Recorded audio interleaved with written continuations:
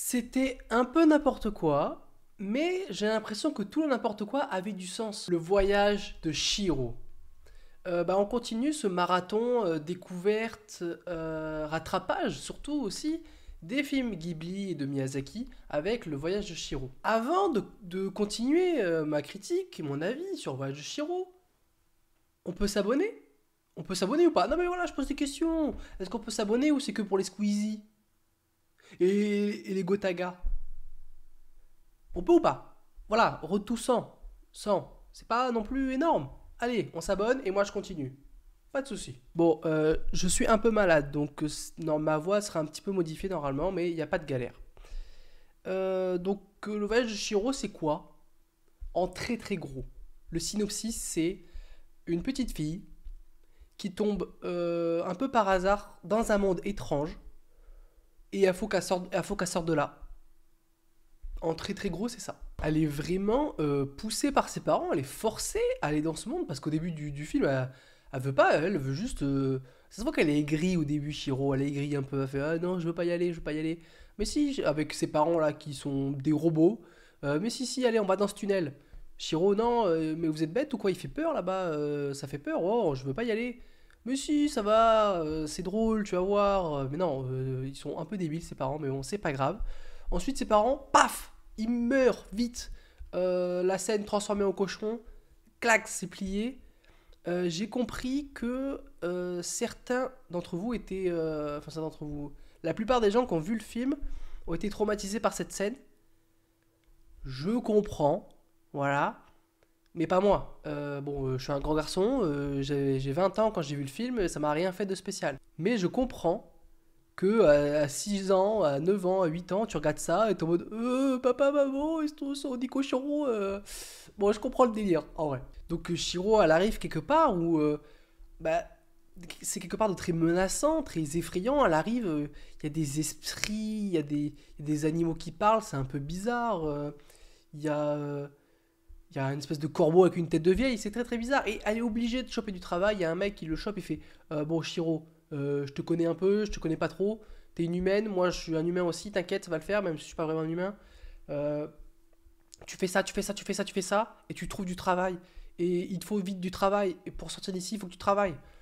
Ça y est, la pauvre Shiro, elle a 9 ans, elle vient de perdre ses parents qui sont transformés en cochons, il faut qu'elle travaille direct. Ok, mais bon, c'est pas grave. Du coup, il faut qu'elle trouve du travail pour sauver ses parents et essayer de se sauver.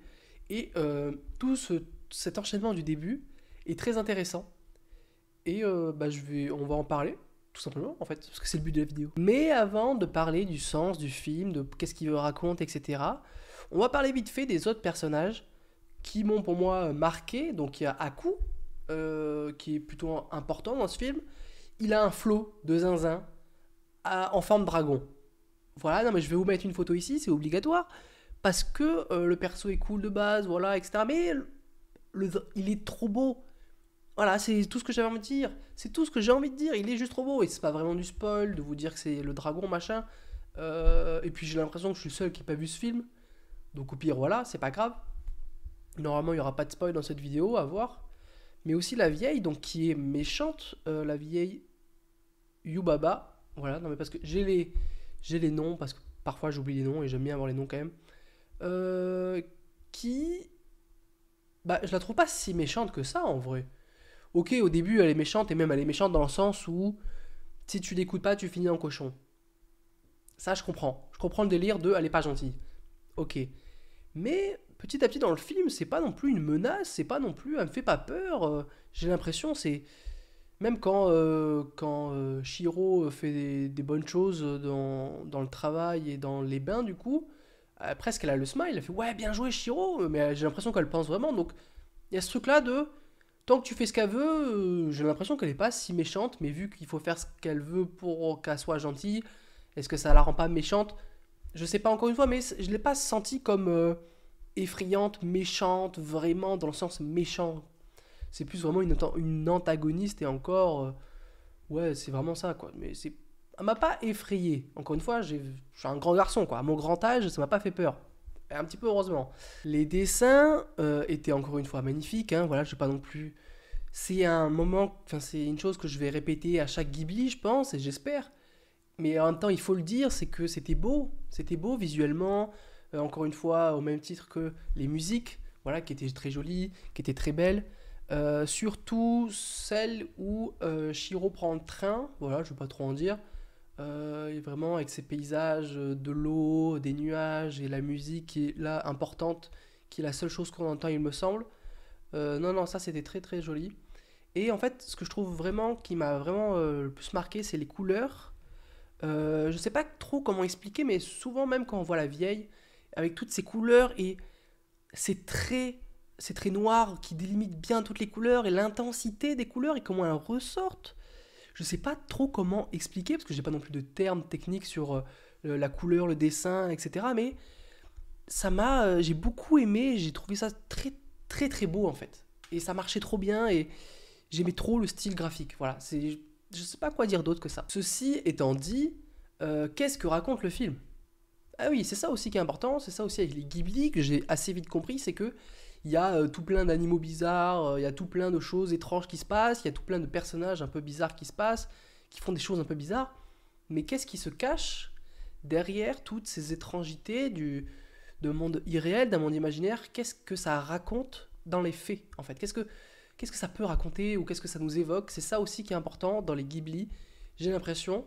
Donc on va en parler. Je pense d'abord qu'il y a plusieurs sens cachés derrière ce film et derrière à peu près tous les films. Déjà, il y a tellement d'informations qu'en un seul visionnage, j'ai pas pu tout voir, ça c'est évident. Et même vous qui l'avez peut-être vu 10 fois, peut-être que vous n'avez pas tout vu, ou même tout simplement, on est tous différents. Donc ce que moi j'ai ressenti en voyant ce film, c'est pas obligatoirement ce que vous allez ressentir en voyant ce film, etc., etc. Ça marche pour à peu près tous les films. Sauf quand ce qui se passe, c'est il y a un mec qui tue quelqu'un, bon bah le mec il l'a tué, je veux dire, il n'y a pas rien à. Ça nous exprime la mort, quoi. Bon, d'accord. Mais ce genre de film-là, là, ça peut exprimer tellement de choses, ça peut représenter tellement de choses selon la personne qui le regarde. C'est ça aussi qui est intéressant avec ce genre de film, c'est qu'il y a tellement de façons de les aborder. Donc c'est intéressant d'en parler aussi. Donc. Et pour moi, le voyage de Shiro, ça représente le vol d'enfance. Dans le sens où, concrètement, on oblige Shiro, donc un enfant, à aller dans un monde qu'elle ne veut pas. On lui enlève ses parents, direct.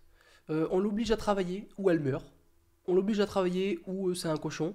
Elle s'en sort, mais seulement grâce à son courage, déjà, voilà, faut le souligner, mais aussi un dragon. Et aussi parce qu'il y a un vieil esprit un peu riche, sali par les saletés du monde, tout crade, tout plein de boue, plein de déchets, qui lui donne une espèce d'herbe bizarre là, qu'elle donne au dragon pour le sauver. Enfin, bon, ça part un petit peu en cacahuète, j'avoue, à la fin. Mais ça me paraît clair comme ça. Ouais, je pense que ça me paraît clair. Bon, je suis un peu passé vite sur le sujet, mais pour moi, c'est vraiment.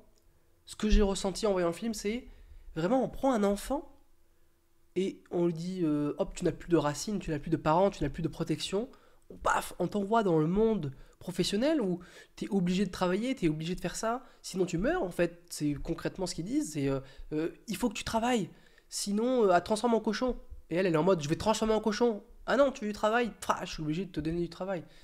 C'est comme ça, en tout cas, je l'ai ressenti. Et d'un autre côté, on a aussi une autre idée pour contrebalancer un peu tout ça, c'est le gros bébé de la vieille, donc de Yubaba, là, son gros bébé, qui s'appelle Bo, il me semble, hein, euh, qui lui n'a pas été jeté dans ce monde, qui lui est resté bloqué dans sa chambre, que sa mère, du coup j'imagine, la vieille c'est sa mère, l'a empêché de sortir, l'a empêché de vivre des expériences, l'a surprotégé, et il a grandi il a grandi physiquement, mais ça reste un bébé. C'est une image, genre c'est littéralement les personnes qui restent chez leurs parents alors qu'elles sont vieilles, c'est des bébés en soi, mais ils ont grandi. Et là, c'est un bébé qui a grandi. Enfin, je sais pas comment trop bien expliquer, si c'est bien clair, mais je trouve évident l'image en fait ou ce que ça veut raconter. Donc vraiment, dans ce film, j'ai l'impression d'une dualité entre lâcher son enfant seul dans un monde menaçant, alors qu'il est encore tout innocent, dans un monde inconnu où il est obligé de travailler, de découvrir un peu ce que c'est de se faire maltraiter entre guillemets par ce monde en fait inconnu qui n'a pas eu le temps d'assimiler et d'anticiper. Et de l'autre côté, ce côté très super producteur, n'importe quoi, surprotecteur de l'enfant qui l'empêche de s'épanouir. Et l'idée serait de trouver évidemment un juste milieu où l'enfant peut s'épanouir sans non plus être menacé par un monde qui veut te changer en cochon. Voilà, c'est encore une fois un petit peu un mélange entre la vraie vie, le film et ce que ça veut raconter. Mais bon, ou être un charbon, voilà, un cochon, un charbon, c'est selon votre préférence, évidemment. Encore une fois, je suis passé possiblement un peu vite sur certaines choses. J'ai vu le film qu'une seule fois. Comme je l'ai dit sur ma miniature, normalement, si je ne l'ai pas changé, je veux et j'ai besoin, je pense, d'avoir un visionnage, au moins pour vraiment déceler tout ce que le film peut raconter, voire même peut-être des choses que je n'ai pas trop bien assimilées. Par exemple, j'ai pas beaucoup parlé du sans-visage, qui je pense a une importance dans même ce que je peux raconter dans le film, etc., qui ne m'a pas... je pensais qu'il allait avoir plus d'importance que ça, et puis finalement, comme ça, là, en ayant un visionnage complètement, euh, je sais pas comment le dire, mais genre basique, bah, il m'a pas non plus marqué tant que ça, le mec. Il était un peu drôle avec ses petits. Ah, oh, il faisait des petits bruits comme ça, c'était très drôle. Mais sinon, il m'a pas non plus tant marqué que ça, et je pense que il faut plusieurs visionnages vraiment dans ce genre de film pour capter toute l'essence du film, pour capter toutes les nuances. Donc, il y a des chances que je le revoie. Voilà. Et puis j'avais aussi un peu la flemme de trop chercher, trop réfléchir dans le film, qu'est-ce que ça veut dire, etc. J'espère que vous comprenez. Vous pouvez me dire en commentaire ce que le film pour vous représente, ce que le film vous a fait ressentir. Est-ce que vous êtes d'accord avec moi sur le fait que c'est un enfant lâché dans un monde hostile qui doit s'en sortir? Ou est-ce que vous pensez que ça n'a rien à voir et que c'est par rapport à la mort, au deuil ou je sais pas quoi, encore une espèce de forme abstraite d'une idée? J'en sais rien, moi je ne suis qu'un humble humain qui essaie de donner son avis, alors soyez un humble humain et donnez-moi votre avis en commentaire. Voilà, pourquoi pas. Likez cette vidéo aussi, ça fait plaisir. Si on atteint les 10 likes à chaque vidéo Ghibli, il y a des chances que je continue la série, parce que je savais pas qu'il y avait autant de films Ghibli. Moi je voulais faire les 5 principaux, mais je suis pas sûr encore de tous les faire que les principaux. Je réfléchis encore, mais si vous mettez des pouces bleus, bah, il y a des chances que ça me motive. Et abonnez-vous, voilà, encore une fois, parce que ça fait toujours plaisir. Et à plus dans le bus. C'était un peu ridicule ça, non? À plus dans le bus, tout simplement, il n'y a pas besoin de faire ça comme le mec en Amérique, là. J'ai plus la ref, même si j'ai la ref. Voilà.